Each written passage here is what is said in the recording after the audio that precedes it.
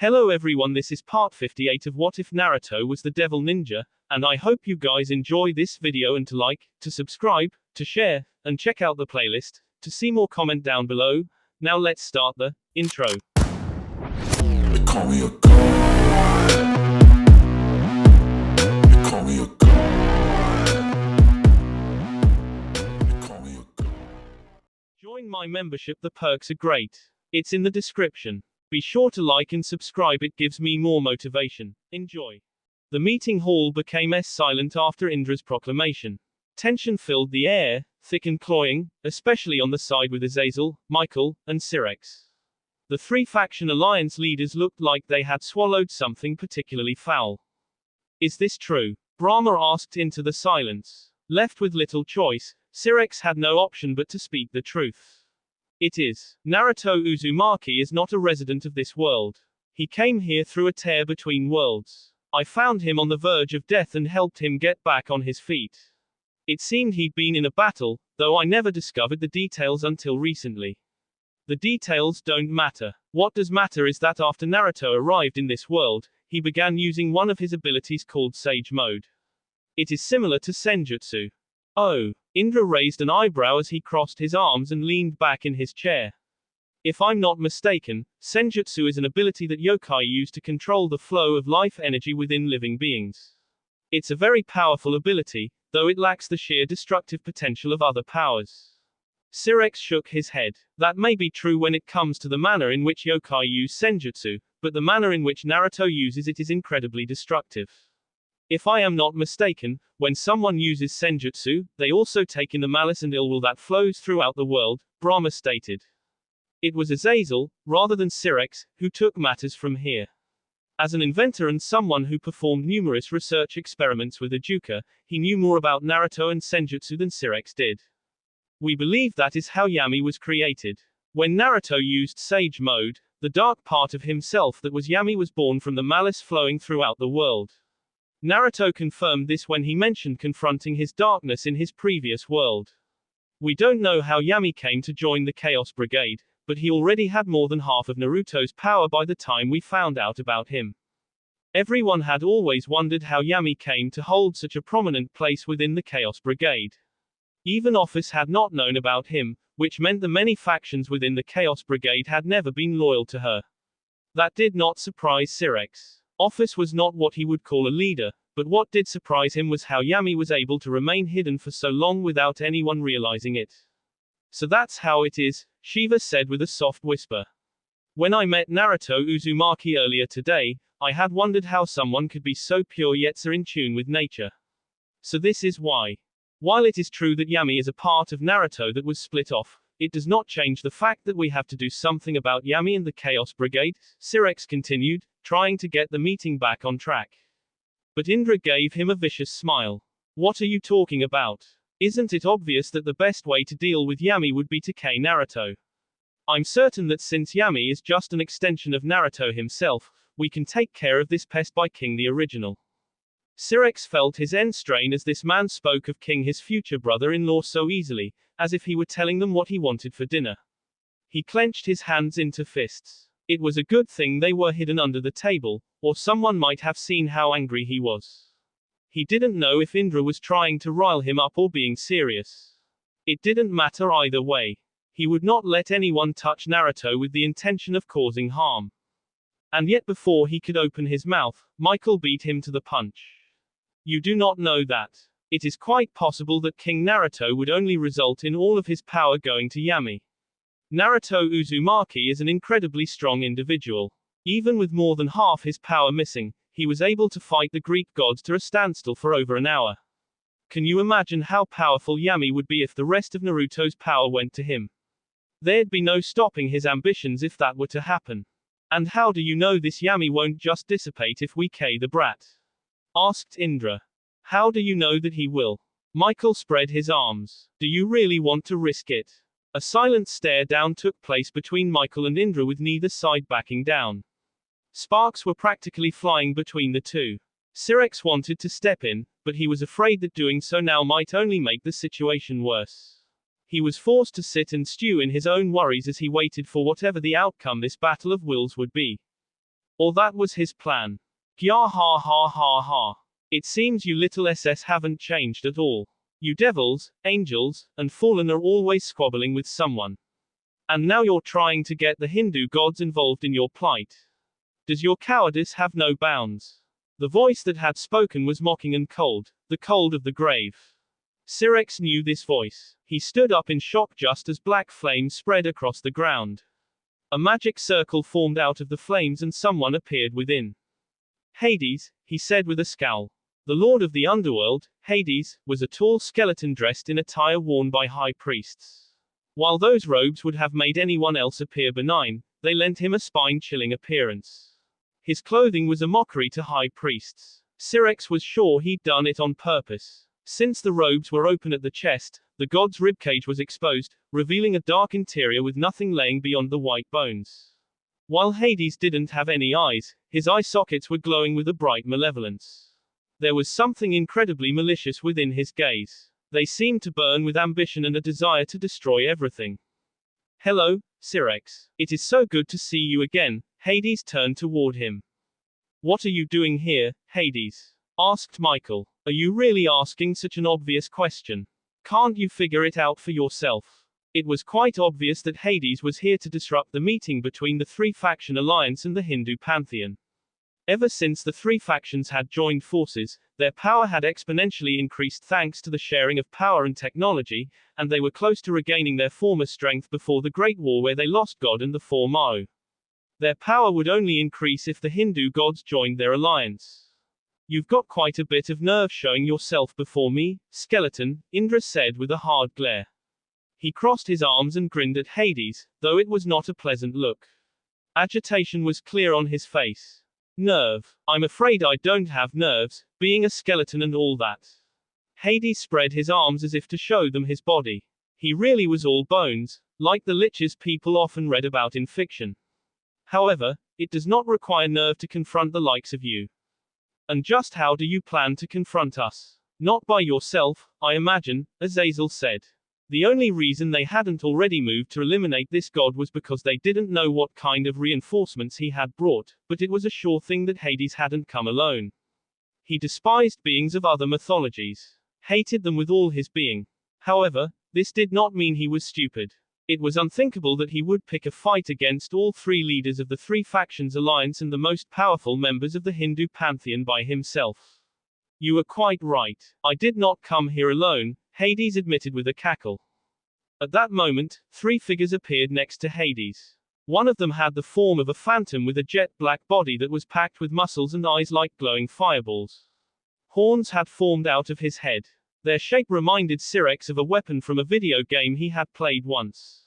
The horns near the base were curved like crescents before extending straight up to form sharp points. He looked like a chaotic being.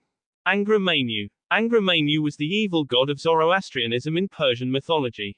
He was the creator of Arzi Daraka, an evil dragon that had been used to fight against the army of the gods of Zoroastrianism.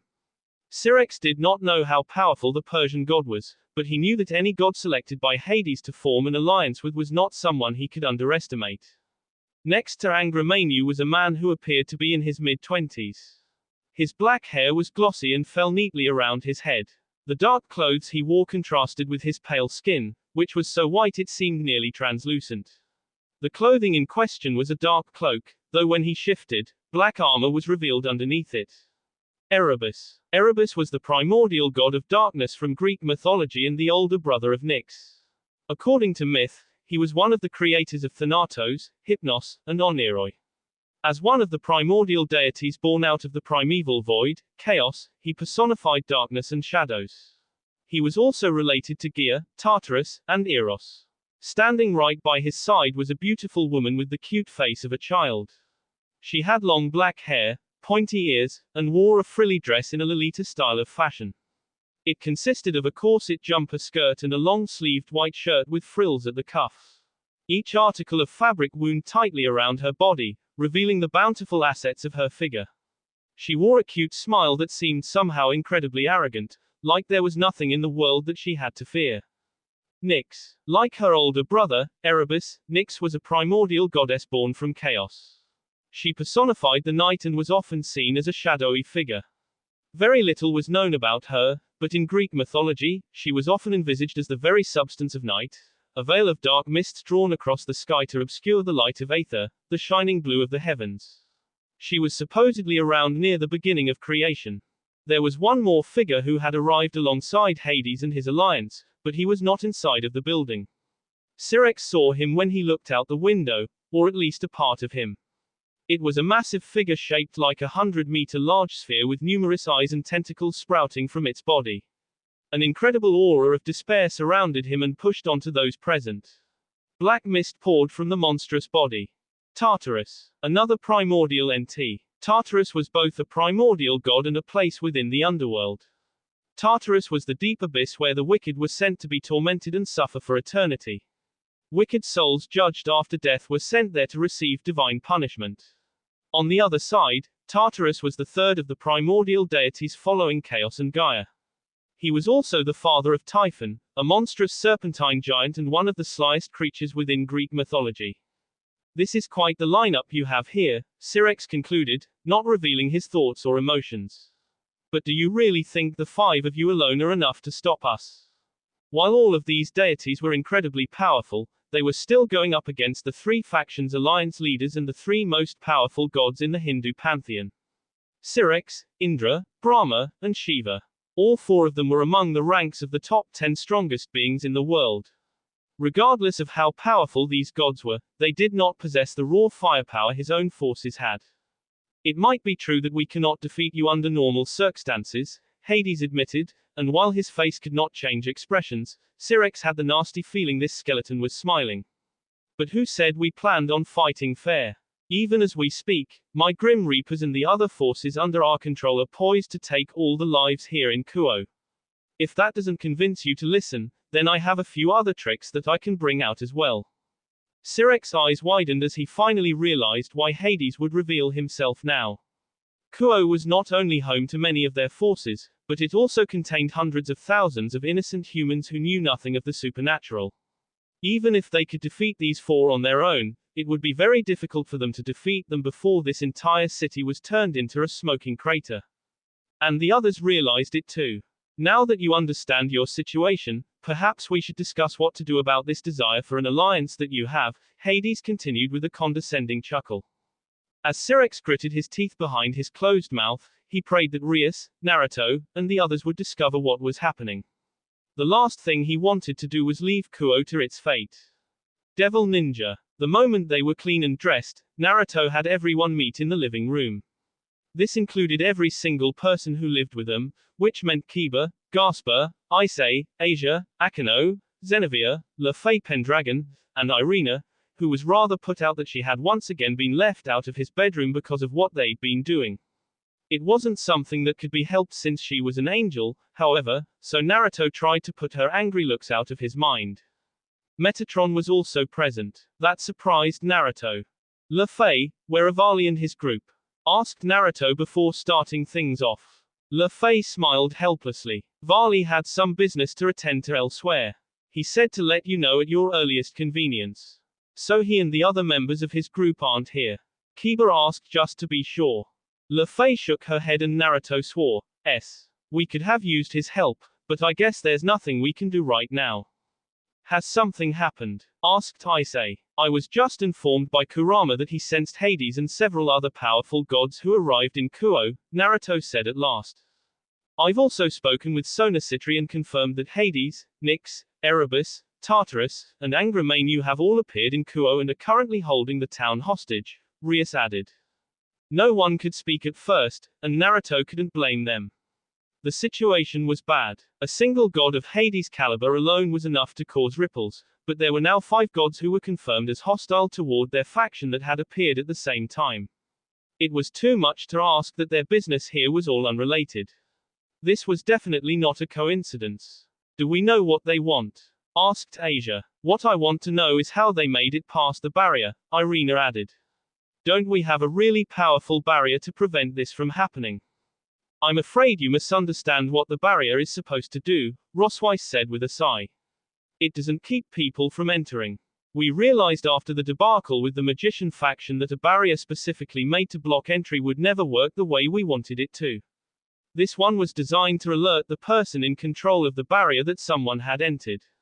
This has allowed us to deal with any enemies coming in before they became a problem. Hades and his group are exceedingly powerful, and so the barrier is kinda pointless, Naruto added.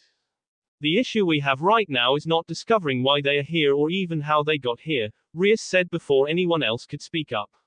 What we need to do right now is figure out what the best way of dealing with them is.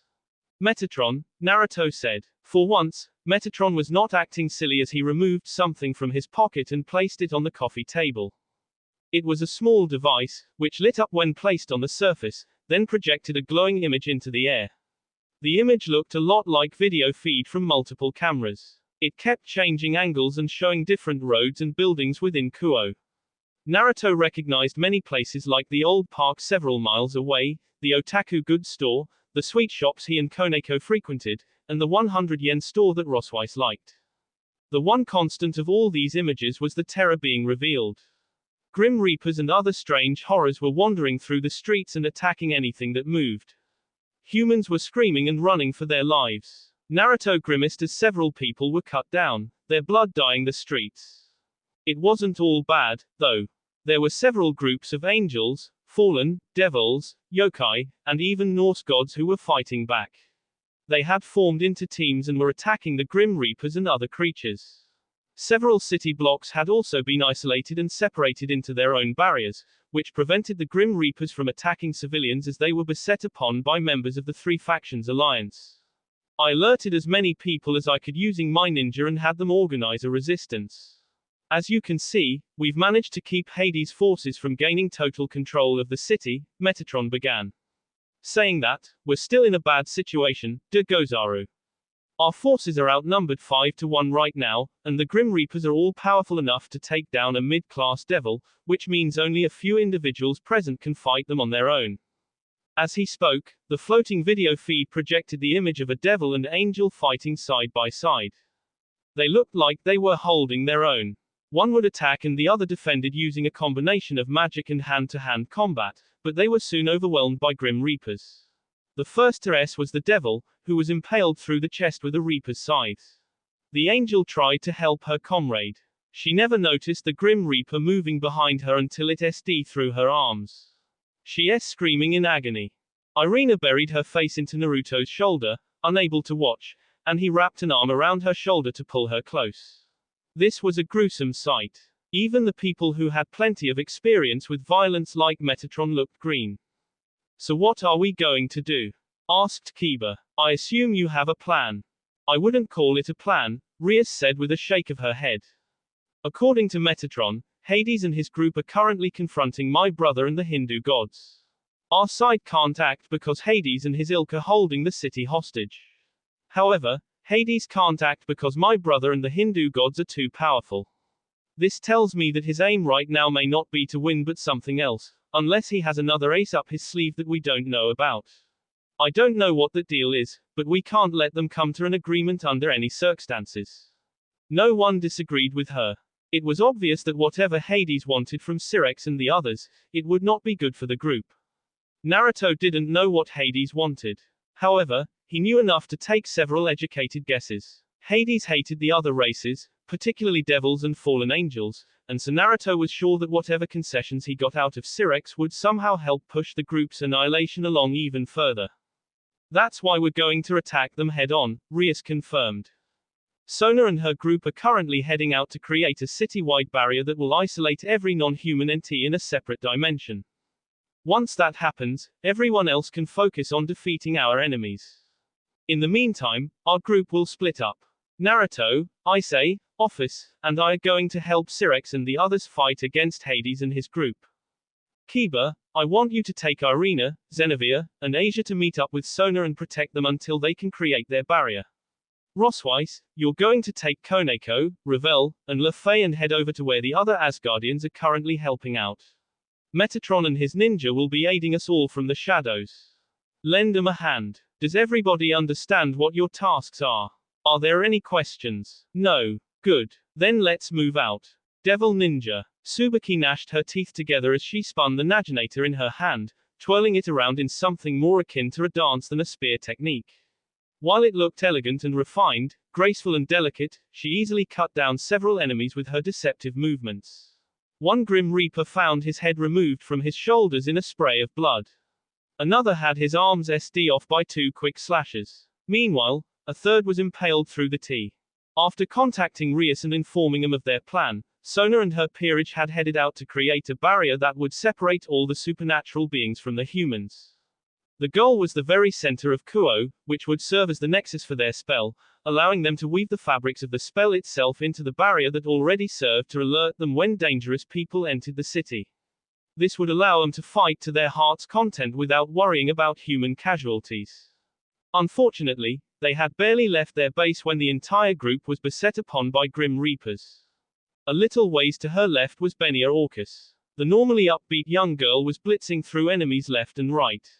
She moved so fast that she left afterimages in her wake. Swinging the large scythe in her hands, Benia SD one of the Grim Reapers in half from the waist. Then she spun around, raised her scythe, and blocked an attack that would have split her from crown to groin. Sparks flew as the Grim Reaper attacking her leaned down. Traitor, he hissed. So what if I'm a traitor? Benia asked, pushing back.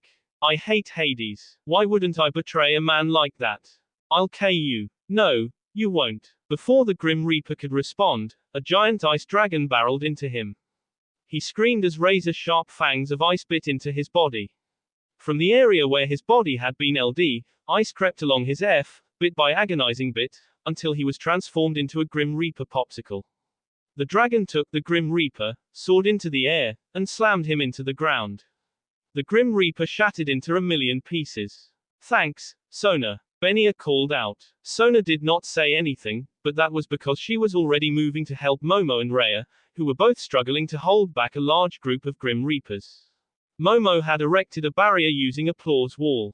That was the artificial sacred gear given to her by Azazel. She was using it to funnel the Grim Reapers into a K-zone where Rhea took him out with magic. It was an effective strategy, but Rhea didn't have the power to K them on her own. Saji was helping him out. He was not using Vitra promotion, which came with numerous risks. Instead, he used Absorption Line to latch onto numerous opponents at once, then used Blaze Black Flare. Dark flames spread across the lines and struck the Grim Reapers they were attached to. The roaring flames drowned out the screams of anguish as Grim Reapers were burned alive. Blaze Black Flare was one of Vitra's sacred gears, which Saji obtained after his training with the Grigori when they all went to the underworld. It cursed people with Vitra's sly black flames, which continued to burn no matter how many times someone tried to extinguish it. Only someone with greater power than Saji himself could put out those flames. Even Sona and Tsubaki had trouble when he used them during their spars. Since it looked like Saji, Momo, and Rhea had the situation on their side well in hand, Tsubaki turned to continue her attack, but she was surprised to find that Loop Guru was already present and taking the initiative. Tsubaki could only watch in awe as he descended onto a Grim Reaper, grabbing his foe by the head and slamming them into the ground. Cracks appeared around the Grim Reaper's head as the cloaked figure went limp. From the blood seeping between his fingers, the werewolf's attack had clearly cracked the Grim Reaper's skull like an egg. Another Grim Reaper came up behind Loop and SD his arm off, but the arm simply grew back as he spun around and landed a kick that caused the Grim Reaper to explode. It was gruesome, but this was a scene that she had sadly grown used to. Look out, Tsubaki. Having been so enraptured by the battle, Tsubaki had let herself grow careless. When someone screamed her name, she turned around and looked up as a shadow appeared above her. Her breath caught when she saw a Grim Reaper bringing his scythe down on her. Time seemed to slow. She moved her Naginator to block the attack, but she knew in her heart that her movements were too slow. She would never make it in time. And yet just before the scythe could cut her in half, the weapon and the Grim Reaper holding it were SD into numerous pieces.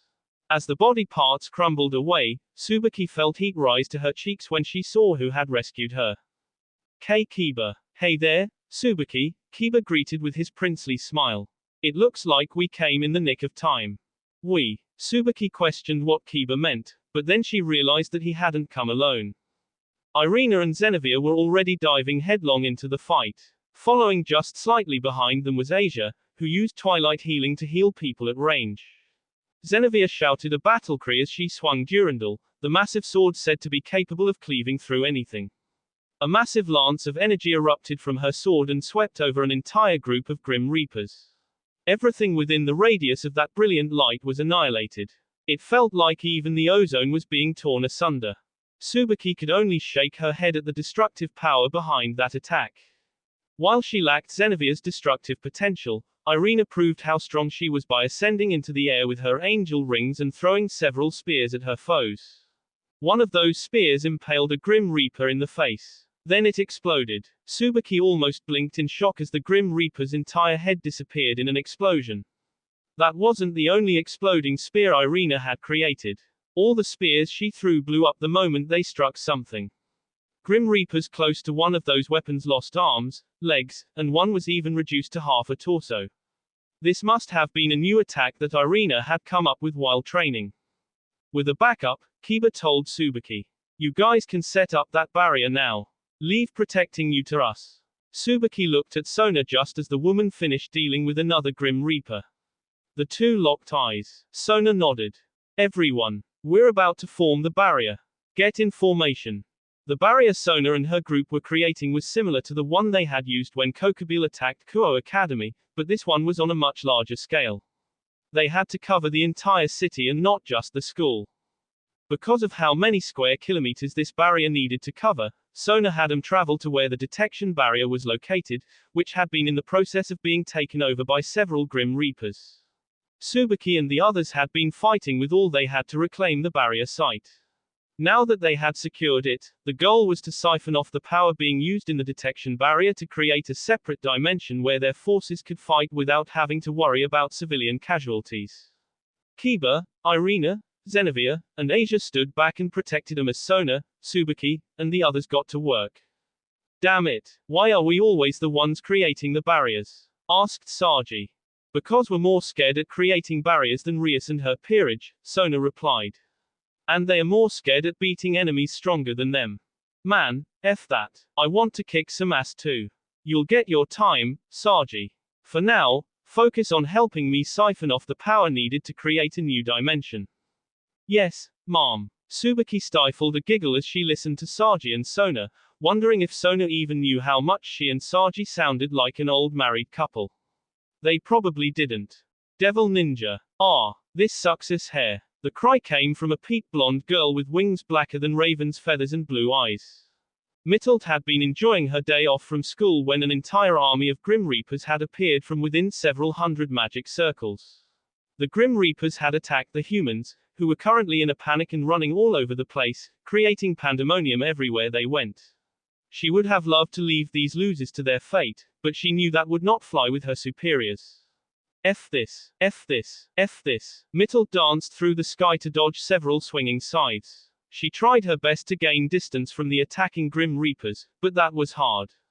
They stuck to her like glue. No, they stuck to her like that annoying blonde bastard who kept pestering her whenever they met. F that guy. And F these Grim Reapers too. "Watch your six," Kalawana warned as she swooped down, spear in hand, and slammed into one of the Grim Reapers. Her attack was not enough to KO it. In fact, their enemy didn't look like he'd taken any damage, but it had forced the Grim Reaper away from Mittold. "Thank you," Mittold shouted as she finally gained some distance. Gritting her teeth in anger, the little blonde girl screamed incoherently as she created 3 spears and sent them hurtling at her enemies. One missed. The other 2 were aimed true, but the Grim Reaper swung his scythe and destroyed both spears. Mittold clicked her tongue. It was just her and Kalwana. They were surrounded by a horde of Grim Reapers on all sides. Another Grim Reaper came in from above, swinging the scythe in his hand, the movements nothing but a streak of silver.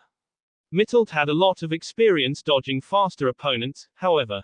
She spun through the air, darting away from the attack with a flap of her wings, and lobbing a spear that only managed to graze the Grim Reaper's end.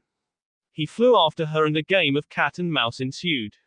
It was obvious which of them was the mouse. Ever since the defeat at the hands of Rias Gremori and her peerage, Mittold, Kalwana had more or less been forced into subservience. Lord Azazel had been tempted to kick them out of the Grigori, but instead he told them to repent for their crimes by helping the Gremori gang. Of course, it wasn't like they had a whole lot they could do to repent, so what really happened was Mittel became a student, and Calwarner picked up a job as a waitress at a maid cafe. Out of them all, Mittel was the only who'd actually helped Rias Gremory and her ilk. This would be the first time all three of them had been involved in a battle since their loss. Mittel was clearly feeling her lack of power as she barely dodged a swinging scythe. Moments after dodging one attack, another came in from a different direction, and while she dodged that too, it was a very near thing. Damn it, is there no end to these bastards? Asked Calwarner. Doesn't seem like it, Mittel mumbled. Mittel had no idea how long they'd been fighting, but it felt like hours had passed. She was getting tired. Her arms felt heavy, her breathing had turned into ragged gasping, and her reserves of power were dwindling. And she wasn't the only one either. At that moment, another monster appeared before them, and Mittel felt the blood drain from her face as she saw the massive two-headed monster standing before them.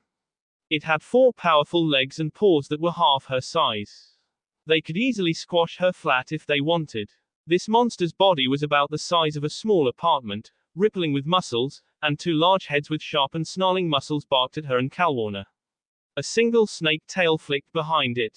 Is that an Orthrus? Orthrus was a 2-headed dog who guarded Gerion's cattle and was cared by Heracles in Greek mythology. He was the offspring of the monsters Echnidna and Typhon and the brother of Cerberus.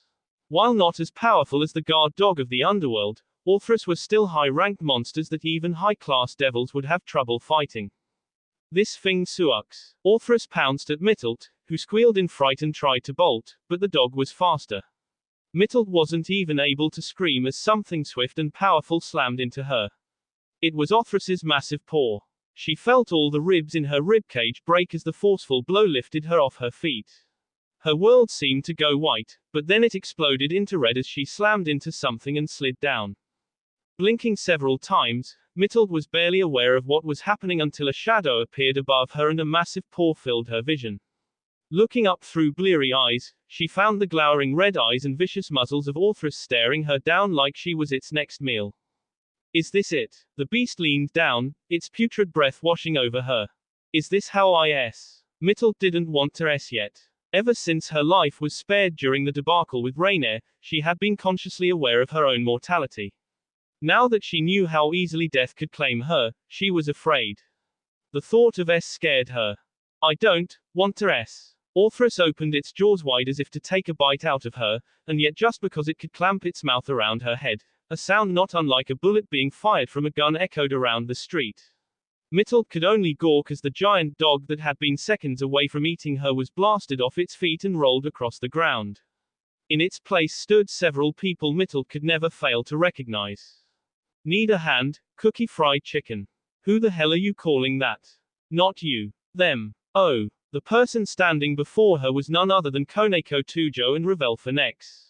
She only knew Ravel because they were in the same class, but Koneko had been part of the Gremory group for as long as Mittelt had been here. The catgirl held out a hand to Mittelt. She stared at the hand for a moment, not sure what to do, but then she reached out and grabbed it, allowing the other girl to pull her up. What are you two doing here? She asked, confusion lacing her voice. Koneko stared at her like she was an idiot. Isn't it obvious? Don't look at me like that. Mittelt shouted as heat spread across her cheeks. She hated it when Koneko gave her that condescending look. We're here to help out, Ravel said. We were heading over to where Gondel and the Asgardians are located. Do you want to come with us?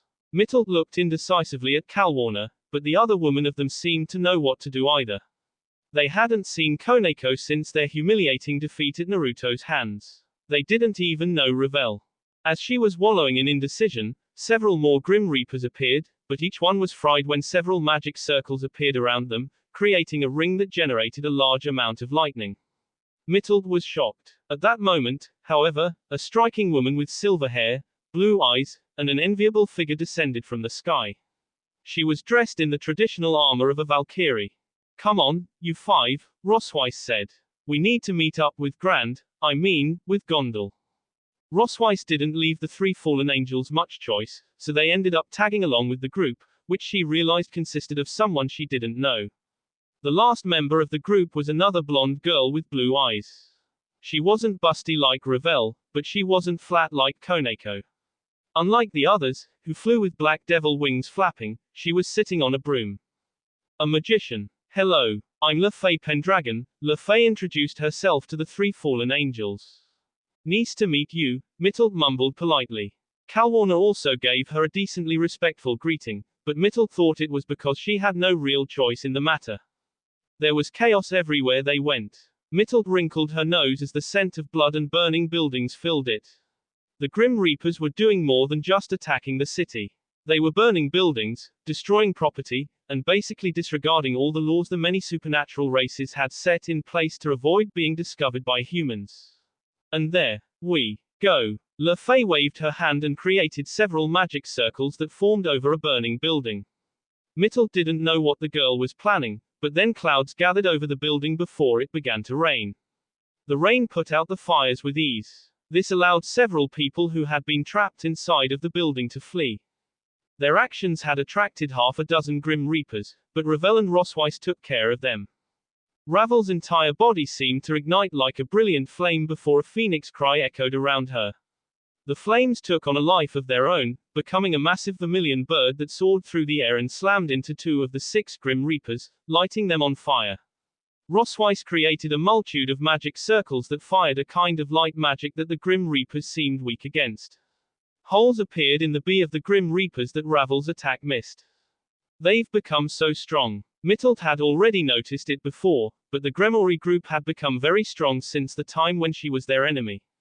Each one of them could probably fight her, and Calwarner at the same time and win. Thinking about that made her shudder. With Rossweiss leading them, the group reached a building that had several men and women dressed in foreign armor defending it. The building was nothing special.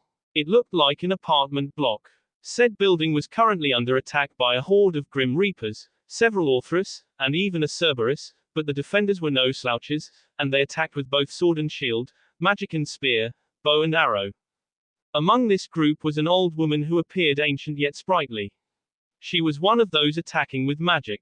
Beams of energy blasted from magic circles near her hand. Fire ignited from her fingertips. She waved a hand at a Grim Reaper, and he was suddenly SD into 1,000 pieces as a rope made of sharp blades wrapped around him and squeezed tight.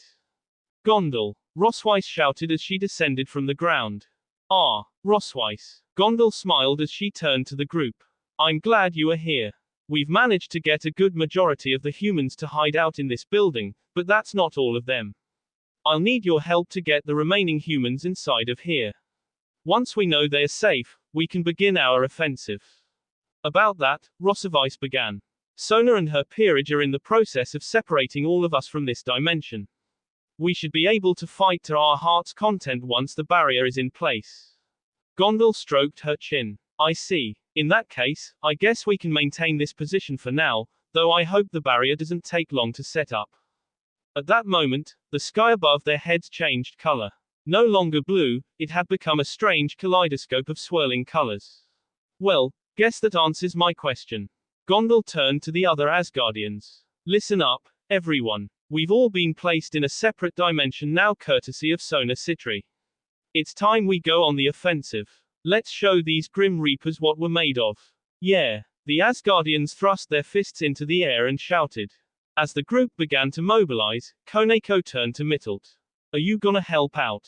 Do I have a choice? Not really. Then why ask? Because I want to make sure you realize you have no choice but to help. What kind of reason is that? The best kind.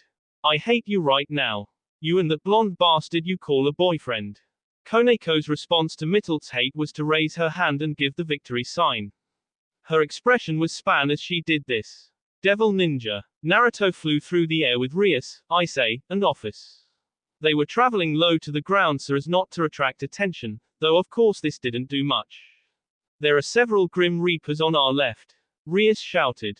I've got them. Dragon shot. Issei spun around like a ballerina doing a pirouette, his scale mail transforming into his bishop form. 2 cannons formed on his shoulders. Vibrant light glowed from within each muzzle, then the crackling power was released, 2 beams of incandescent energy that tore through the advancing enemies. There are more on the right. Leave. M to me. Kage Bunshin no Jutsu. Naruto created a dozen shadow clones that launched themselves into the air. Each clone created a Rasengan as they descended, slamming the jutsu into the Grim Reapers before they had time to retaliate.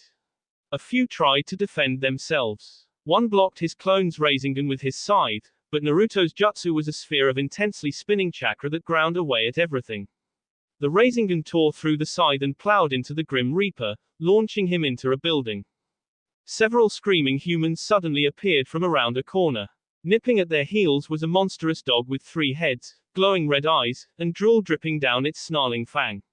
It bounded after the humans on its 4 powerful legs. Naruto was certain this monster could have caught the humans at any moment, but it was obviously toying with its prey. He felt it was deriving pleasure from their suffering. Naruto raced forward, darted past the humans, and appeared before the Cerberus, his fist tucked into his torso. Torquing his torso, he put all of his weight into his punch.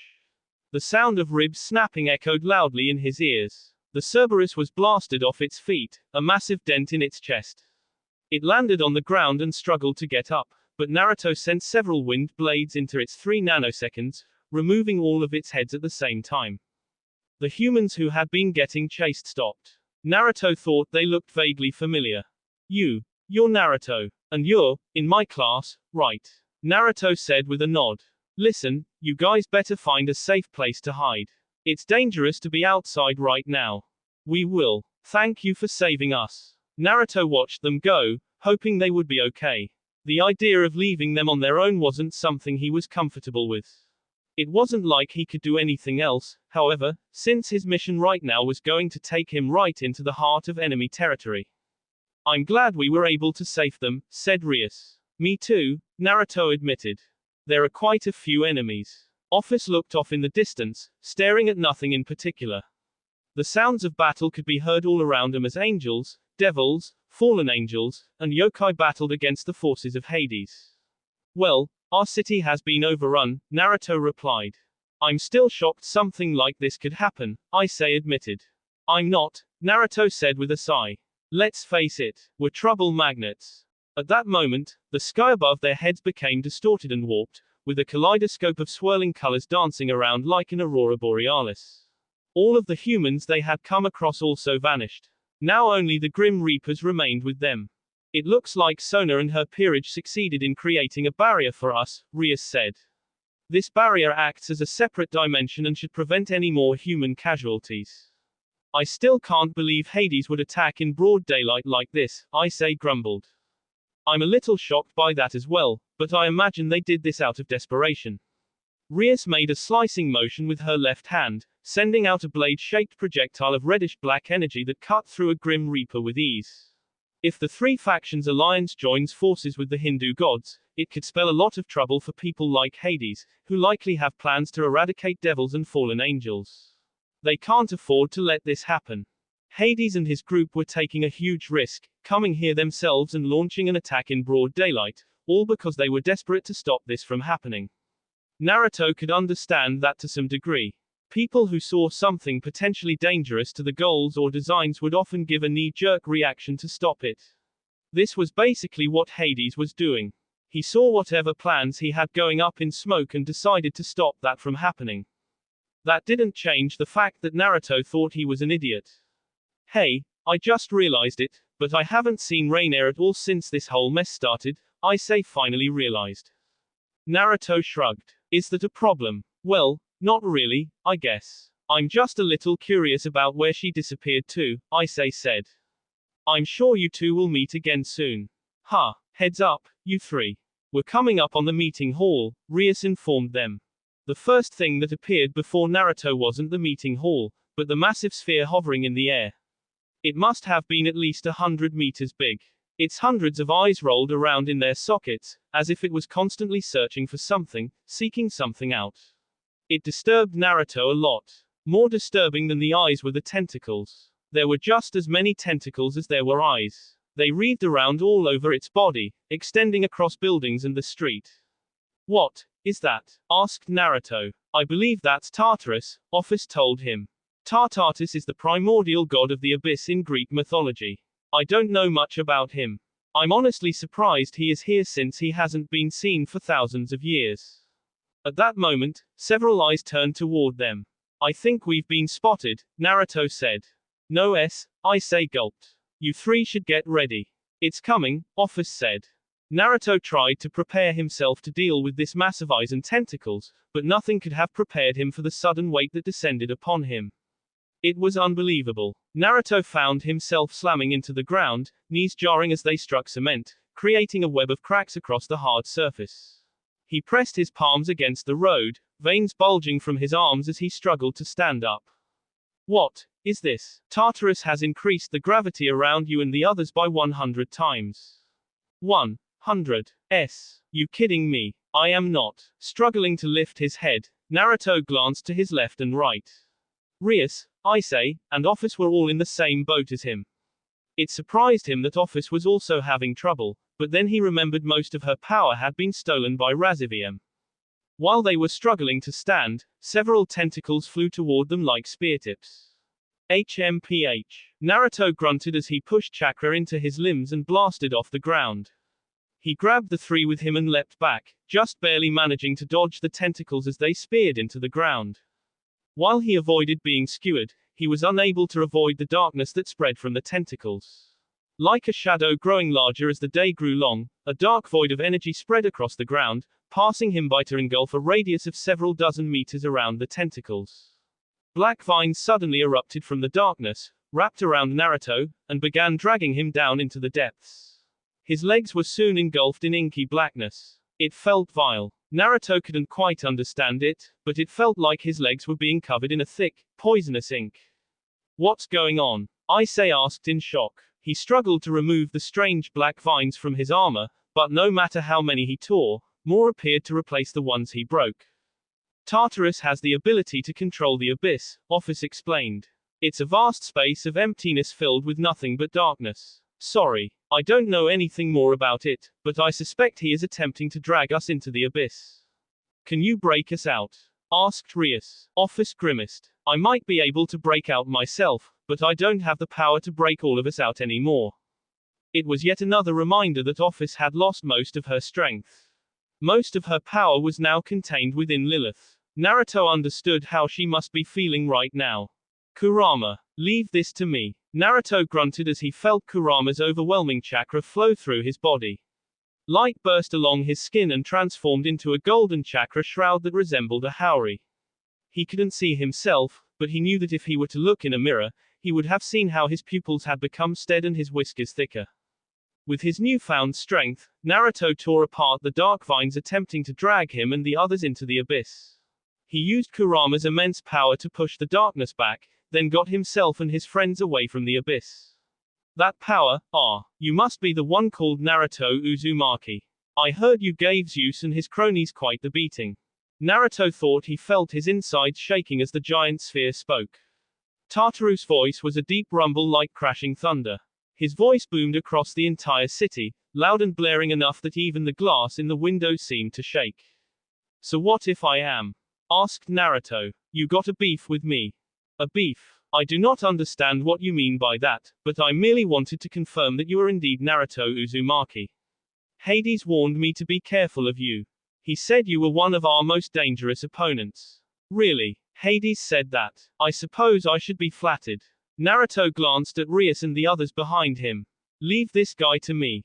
You three should go on ahead. Are you sure you'll be okay? Asked Rias. Naruto grinned. Of course I'm sure. You're looking at the most powerful knuckle-headed devil ninja in the entire world. There's no way some giant tentacle monster is gonna get the best of me. Believe it. Rias, Issei, and Office stared at Naruto, who blushed bright red and coughed into his hand. He turned around and ignored the trio and their spanned stares. Anyway, just get going already. Right, Rias said slowly. We'll leave this to you. Be careful, Office added. Don't worry, I will, Naruto assured her as he waved them off. Rias, Issei, and Office moved off. Tartarus didn't stop them. Perhaps he realized Naruto would have made his move if he tried, or maybe he didn't think a pair of teenagers and a dragon god who lost her power posed much of a threat. It didn't really matter to Naruto. So, you sure you wanna do this? Asked Naruto. I don't mean to brag, but I've been kicking the asses of gods for a while now. I'm quite good at it. You could say it's become a hobby of mine. I care not about what kind of hobbies you have. Even if you are powerful enough to fight against the entire pantheon of Greek gods, you are nothing compared to me.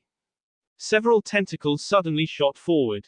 Naruto was unable to fly away because the increased gravity was still affecting him, so he began juking left and right across the ground as he tried to close the distance between himself and Tartarus. He leapt over a tentacle that slammed into the ground. Naruto landed on the tentacle and kept running. Another came in from his left, but he channeled chakra into his feet and slid across the surface until he was running along the tentacle's underside. As Naruto closed the distance, he created a Rasengan in each one, then infused wind chakra and fire chakra respectively into each jutsu. The Rasengan in his left hand gained several sharp shuriken-like blades that spun around at high speeds. A bell-like screech emitted from it. In his other hand, the Rasengan turned fiery red, bursting with repressed power that threatened to blow at any moment. Heat distortion surrounded it. More tentacles came at him, but Naruto created shadow clones without the aid of hand seals. The clones used the replacement technique to replace themselves with Naruto, taking the hits meant for him. Finally, Naruto reached the massive body of Tartarus. He brought his two separate jutsu together, gritting his teeth as he struggled to combine them. They just didn't want to, however, as if the opposing elements were forcing themselves to remain separate. Blood seeped from the pores in his arms as, with an effort of will, he screamed and finally combined the two jutsu into one. What resulted was an unslay blob of spinning red and white chakra. Naruto didn't hesitate to shove it into one of Tartarus' eyes. A loud cry of pain erupted from Tartarus as Naruto jumped away, landing on the ground and looking up as his unslay jutsu erupted in spinning blades of wind and fire. The attack fell apart Tartarus' body. As hot winds blasted Naruto in the face, the body of his enemy was reduced to a third of its original size. And now there was a gaping hole near the top. It looked like someone had gouged it out with an ice cream scooper. How do you like that? Asked Naruto. I call it Fuin, Kinoke's Raisin Shuriken double, fire and wind Raisin Shuriken. I can see why Hades warned us about you. You are dangerous, perhaps even more dangerous than a Longinus wielder. Steam rose and hissed from Tartarus' damaged body, and while it at first seemed like that was due to the damage Naruto had inflicted, it became obvious what was really happening when the gaping hole began filling in. It was like someone was rewinding the clock. The wound soon closed up as if it had never happened in the first place. He has high-speed regeneration like you.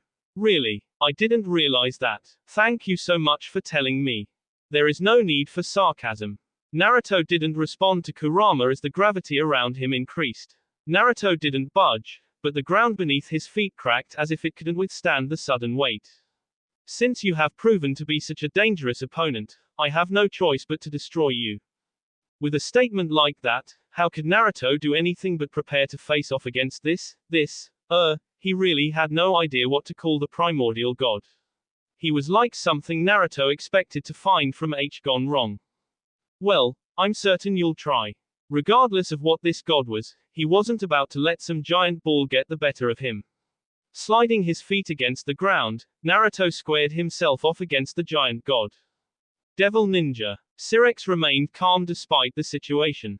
While it was worrying that Hades had gotten the drop on him like this, Kuo was home to many powerful angels, devils, and fallen angels. His own sister and her peerage lived in this city. They might not be able to go up against a god like Hades, but they could protect it from grim reapers. There was also Naruto to consider.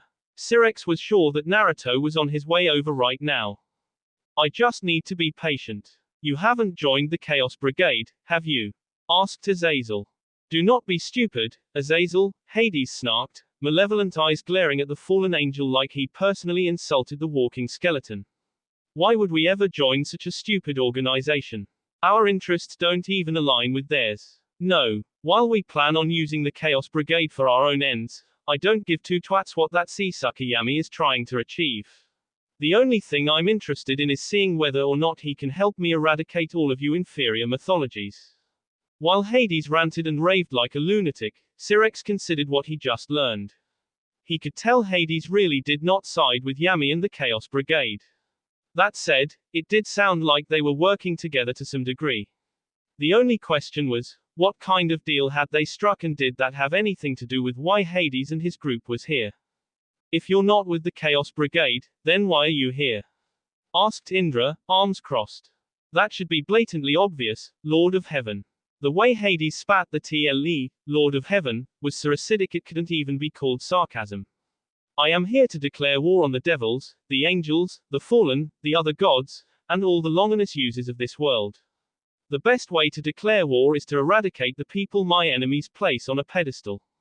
So you're going to chaos. Is that it? Asked Brahma. Do you even think you're capable of such a thing? Shiva, who'd been silent up to this point, stood to his feet and stared Hades down. Though he looked like nothing but a simple boy, a child in middle school even, not even the lord of the underworld could withstand the pressure of his gaze. Shiva, god of destruction. From an outsider's perspective, this might have looked comical. A young boy was staring down a skeleton easily 3 times his size, and yet none of the people there found anything remotely funny about it. Syrinx thought Hades would back off, but contrary to his expectations, the Greek god seemed to smile. Perhaps not in a straightforward fight. I'm well aware of the kind of power you possess. However, do you think I would enter a confrontation like this without coming prepared? It was hard to tell because he didn't have any muscle fibers and therefore could not make facial expressions, but it seemed almost as if Hades was grinning. Something about that smug look put Syrinx on guard. Now that he was thinking about it, there was no way Hades would confront them like this if he didn't have a trump card. Hades waved his hands in a grand gesture that called forth a portal of darkness. 3 objects appeared from within, a chest, a rod, and a jar. Syrinx's breathing stilled. Michael gasped. Even Azazel looked like someone had drained him of all his blood. The chest was easily the most recognizable object among the 3. It was 2 cubits and a half in length, which equated to about 52 inches, or 132.8 centimeters. It was inlaid inside and out with pure gold with a molding of gold around it. 4 rings of gold, 2 on each side, were molded to its surface. A pole of acacia wood overlaid with gold slid between each of the 2 rings so it could be transported. An atonement cover built with pure gold and with the same dimensions in length and breadth covered it. There was 1 cherubim of gold on both ends. Syrinx recognized the importance of the cherubim, which had their wings spread and facing one another, symbolizing the angels' attention and readiness to do God's will. Yes, Syrinx and all the others knew what this was. A holy aura unlike anything he'd ever felt emanated from this decorative box. Even Shiva's eyes widened at the sight. That's the Ark of the Covenant, Michael whispered in both reverence and anguish. The Ark of the Covenant, one of the most instrumental symbols of faith and God's presence, said to be the object within which the 10 Commandments rested. It was an item thought to have been lost during the Great War between angels, devils, and fallen angels back when God was still alive. How? Michael tried to ask but couldn't, such was his emotional state. How did I find it? Hades chuckled. Well, it wasn't easy. The Ark had been lost during the war you fools were fighting. This little instrument somehow ended up in the underworld where I resided, though I do not know when it arrived. It was only recently that I located it. Hades cackled, and it was like rocks grinding against a chalkboard. How I found it doesn't matter. The only thing that matters is that I have it. You know what this can do, right? He who commands the Ark commands the people. Michael swallowed thickly. It allows someone to create 10 absolute commands that must be upheld by whoever the command is made of. It does not matter whether they are human or God. All creatures who exist under the heavens have no choice but to obey those commands. Kya ha ha ha. That's correct. Hades erupted with laughter, clearly enjoying himself. Syrinx felt something unpleasant prickle on his scalp. Even the normally arrogant Indra looked like he had swallowed something foul. The only one who didn't appear worried was Shiva, who merely wore a look of curiosity. And what do you think I wrote? Who do you think I made commands to? He looked at Syrinx, then Shiva, Indra, and Brahma in that order. After which, he spread his arms as if goading them into answering, though none of them said anything. They didn't dare say something. That only made his cackling all the more aggravating. Of course, I made my first command a simple one. Those who belong to the top 10 strong beings in existence shall not harm any member of the Alliance of Hell. Key. It's a simple command, and in one fell swoop, I've removed several of the greatest threats my alliance has. Syrinx gritted his teeth behind the thin line that had become his mouth. He stood up and unleashed his power at Hades. The power of destruction roiled forth and swept over Hades like a storm of red and black energy, or that was what should have happened. Syrinx and the others became shocked when the red energy split apart like the Red Sea when it parted for Moses. Neither Hades nor the other gods with him were harmed at all. More cackling erupted, though it wasn't just from Hades. Erebus, Nyx, and Angra Mainyu were all laughing now as well. Do you see now? You cannot harm me. Ah, but I can harm you all I want. Syrinx didn't have time to say anything before Hades appeared before him. He felt the force of Hades' backhand striking him. Such an attack would not have hurt him under normal circumstances, but the effects of the Ark's power of absolute command was such that even touching Hades caused Syrinx harm. He screamed as he was sent flying backward, slamming into the table, which broke underneath him. Syrinx, are you okay? Azazel and Michael hurried over to Syrinx as he sat up, looking unharmed but shaken. I'm okay, Syrinx said. While he stood up and tried to remain cool, Syrinx could not deny his shock, or his fear. There were a number of beings stronger than him. Syrinx was near the bottom of the top 10 strongest ranking, after all. Yet there were still so few who could do this to him that finding out an entire group of enemies were now able to harm him, and he was unable to harm them in return, made him feel a sense of helplessness he'd not felt in a very long time. That's a good look for you, Hades said with a chuckle. You cannot fathom how long I have wanted to put you in your place, Syrinx. The power you possess was always unearned. Power like that should belong to true gods, true rulers, not fakers like yourself. Now that I have the Ark of the Covenant, I need not fear you or anyone else. Hey, I don't even have to fear that damn Ouroboros dragon. What is this about me? The voice came seconds before a lithe body appeared within the room. Long black hair, gothic Lolita clothes, skin so pale it was nearly translucent. The young woman before them was obviously Office. She had appeared right next to Hades as if she were a mirage. Even Hades was startled, though he didn't move away, secure in the knowledge that this creature disguised as a woman could not harm him. Those were his thoughts until something small but impossibly powerful slammed into the underside of his jaw. Office had just struck him with a powerful uppercut. Hades! Several voices shouted at once as Hades found his head being unceremoniously stuck in the ceiling. While the Lord of the Underworld unstuck his head from the ceiling, several other figures burst into the room. The first was Issei. His signature scale mail already adorned his body as he landed beside Office. Next to him was Rias Gremory.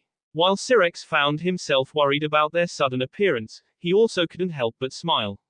After all, if Rias was here, then it meant Naruto must also be close by. At that moment, a sound like a seismic quake echoed around them.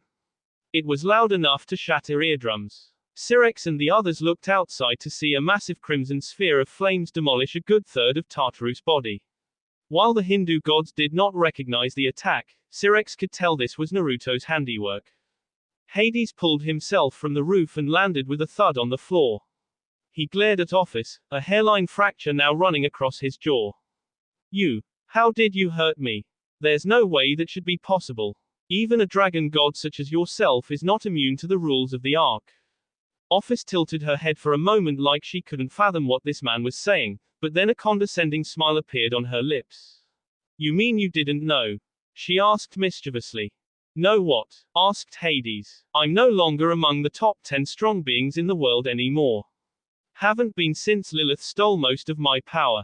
Office shrugged as dark miasma began pouring from her body in vast amounts, as a chilly aura spread through the room and several ethereal snakes emerged from her body and wrapped around Office like a second armor. Of course, just because I lost most of my power doesn't mean I'm not still strong. The insides of the room began shaking violently, forcing Nyx, Erebus, and those who'd been seated at the conference table to bend their knees.